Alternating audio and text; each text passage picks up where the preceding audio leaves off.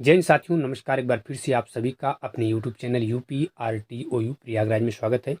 साथियों, आज हम आपको इस वीडियो में बताने वाले हैं कि यदि आप UPRTOU प्रयागराज यूनिवर्सिटी से आप एमए कर रहे हैं और वह भी साथियों आप हिंदी से किससे कर रहे हैं, आप हिंदी से पढ़ रहे हैं और आपका सेकंड सेमेस्टर है, तो सेकंड सेमेस्टर में आपके कितने पेपर होते हैं और उस पेपर के अंतर्गत साथियों आपको क्या क्या पढ़ना है, उसके सिलेबस के बारे में पूरी डिटेल पूरी जानकारी हम आपको इस वीडियो में देने वाले हैं।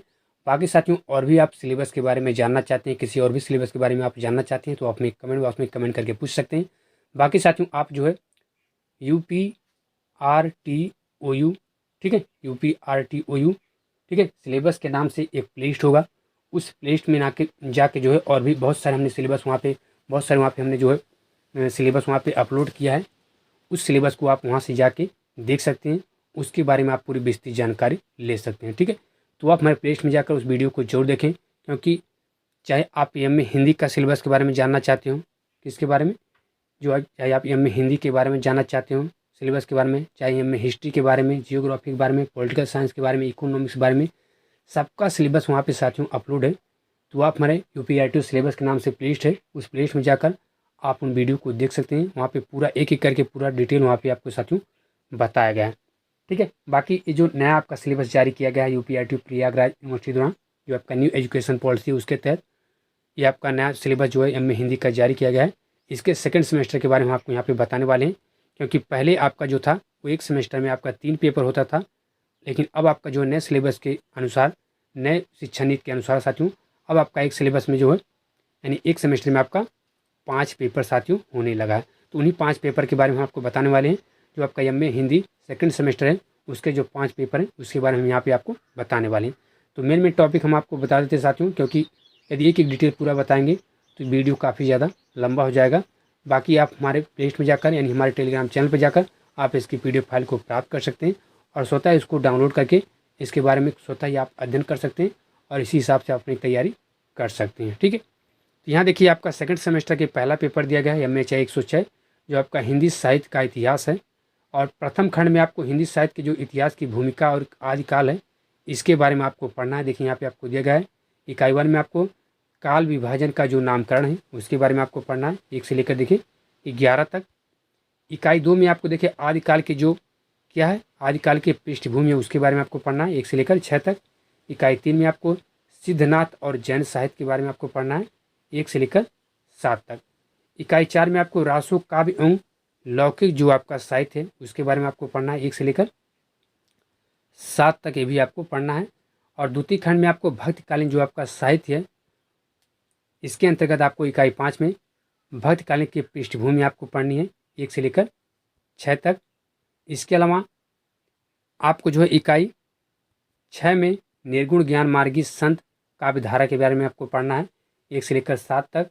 इकाई 7 में आपको निर्गुण प्रेम मार्गी सूफी काव्यधारा के बारे में आपको पढ़ना है, इकाई 1 से लेकर 8 तक। ठीक है, इकाई 11 तक साथियों आपको पढ़ना है। इसके अलावा इकाई जो आपका 8 है, इसमें आपको कृष्ण भक्ति काव्य के बारे में पढ़ना है। इकाई 9 में आपको राम भक्ति काव्य के बारे में आपको पढ़ना है। ठीक है, इसके बाद आपका जाएगा तृतीय खंड। तृतीय खंड में आपको देखिए रीतकालीन जो आपका साहित्य है, इकाई 10 में आपको रीतकालीन कविता के पृष्ठभूमि और आधार के बारे में आपको पढ़ना है। इकाई 11 में रीतकालीन कविता का स्वरूप आपको पढ़ना है। चतुर्थ खंड आपका जाएगा आधुनिक साहित्य फर्स्ट। इसके अंतर्गत सबसे पहले आपको इकाई 12 में आधुनिक काल के जो साहित्य की पृष्ठभूमि है उसके बारे में आपको पढ़ना है। इकाई 13 में भारतीय युग के बारे में, इकाई 14 में द्विवेदी युग के बारे में आपको पढ़ना है। ठीक है, इकाई जो आपका 15 है, ठीक है, इसमें आपको छायावाद के बारे में पढ़ना है।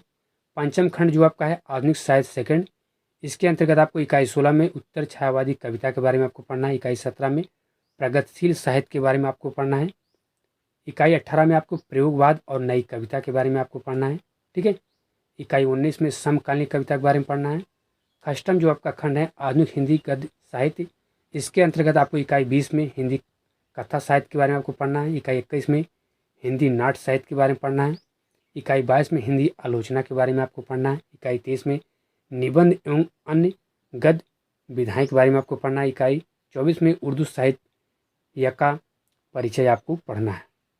इसके बाद साथियों आपका जाएगा सेकंड सेमेस्टर का दूसरा पेपर, नव जागरण कालीन काव्य। इसके अंतर्गत आपको प्रथम खंड में, ठीक है। नवजागरण काव्य के बारे में आपको पढ़ना है। सबसे पहले इकाई 1 में भारती एवं हरिश्चंद्र का काव्य आपको पढ़ना है। इकाई 2 में मैथिली शरण गुप्त का काव्य आपको पढ़ना है। इकाई 3 में भारती एवं हरिश्चंद्र और मैथिली शरण गुप्त की काव्य भाषा शिल्प आपके बारे में आपको पढ़ना है। द्वितीय खंड आपका जाता है छायावादी काव्य। इसमें आपको इकाई 4 में जयशंकर प्रसाद के काव्य में राष्ट्रीय चेतना की विशिष्टता और आधुनिक भावबोध के बारे में आपको पढ़ना है। इकाई 5 में जयशंकर प्रसाद की भाषा और काव्य शिल्प के बारे में आपको पढ़ना है। इकाई 6 में सूर्यकांत त्रिपाठी निराला के काव्य और वैचारिक आधार के बारे में आपको पढ़ना है। इकाई 7 में सूर्यकांत त्रिपाठी निराला के काव्य में प्रयोगशीलता की दिशाओं के बारे में आपको पढ़ना है। इकाई 8 में राम की शक्ति पूजा एवं पाठावलोकन के बारे में आपको पढ़ना है।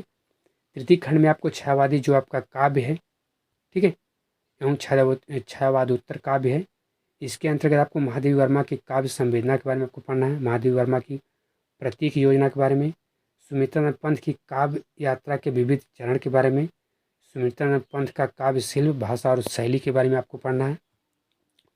दिनकर के काव्य की अंतरधाराओं के बारे में आपको पढ़ना है। इसके बाद आपका जाएगा अगला पेपर, ठीक है, उपन्यास। उपन्यास में स्वरूप और विकास के अंतर्गत आपको प्रथम खंड में आख्यान के विभिन्न रूप और उपन्यास के बारे में आपको पढ़ना है। इकाई 2 में उपन्यास का अर्थ और स्वरूप के बारे में आपको पढ़ना है। इकाई 3 में उपन्यास का उदय और उनके कारण के बारे में। इकाई 4 में उपन्यास और अन्य विधाओं के बारे में।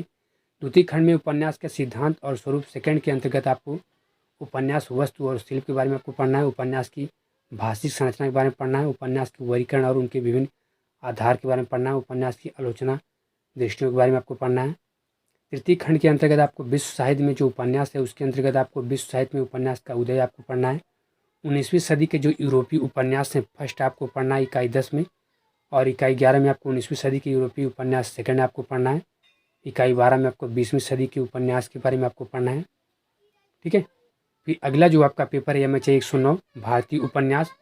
इसके अंतर्गत साथियों आपको सबसे पहले प्रथम खंड में भारतीय उपन्यास में जो उपन्यास है, भारतीय उपन्यास की अवधारणा के बारे में आपको पढ़ना है। नवजागरण और भारतीय उपन्यास के बारे में आपको पढ़ना है। राष्ट्रीय आंदोलन और भारतीय उपन्यास के बारे में आपको पढ़ना है। इकाई 4 में आपको स्वतंत्रता भारतीय उपन्यास के बारे में पढ़ना है। द्वितीय खंड के अंतर्गत आपको हिंदी साहित्य में जो आपका उपन्यास है उसके अंतर्गत आपको इकाई 5 में नवजागरण और हिंदी उपन्यास का उदय के बारे में आपको पढ़ना है। राष्ट्रीय मुक्ति आंदोलन और हिंदी उपन्यास के बारे में आपको पढ़ना है। इकाई 7 में स्वतंत्रता हिंदी उपन्यास के बारे में आपको पढ़ना है। इकाई 8 में हिंदी उपन्यास आलोचना का विकास के बारे में आपको पढ़ना है, ठीक है। तो इतना साथियों आपको जो है MA हिंदी जो आपका है, यानी कि MA हिंदी का जो आपका सेकंड सेमेस्टर है MHA 106, MHA 107, MHA 108, MHA 109 और MHA 110, इसके अंतर्गत आपको ये सब क्या करना है, पढ़ना है, ठीक है। और देखिए MHA 110 वाला जो आपका पेपर है आपका शोध प्रस्ताव वाला पेपर है, ये आपका 100 नंबर का पेपर होगा, ठीक है। बाकी जो यहाँ पे और भी पेपर दिए गए 4, इनके सारे सिलेबस के बारे में यहाँ पे हमने आपको बता दिया है। और यदि आपको हमारी छोटी सी वीडियो आपके लिए अच्छी है, आपके लिए हेल्पफुल है, तो आप मेरी वीडियो को ज़्यादा से ज़्यादा लाइक और शेयर जरूर किया। इसके अलावा भी आपके मन में कोई क्वेश्चन है, कोई डाउट साथियों, तो आप हमें कमेंट बॉक्स में कमेंट करके पूछ सकते हैं। फिलहाल साथियों इस वीडियो में इतना ही। नमस्कार, जय हिंद।